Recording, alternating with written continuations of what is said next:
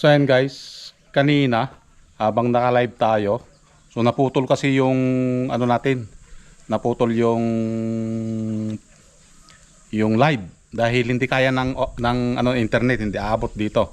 So naglagay tayo dito kanina ng kawa and then nilagyan ng itlog. So titignan natin yung itlog kung naluto ba. So kanina 30 minutes bago natin nilagay at magta 30 minutes ulit. Ito na siya ulit ngayon. Okay, papakita ko lang.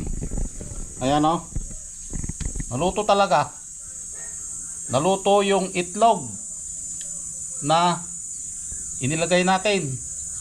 Oh, shout out sa mga nakakita kanina sa live ko. Totoo na nakakaluto yung itlog sa ilalim ng araw sa sobrang init ngayon. Ang oras is 11. Okay?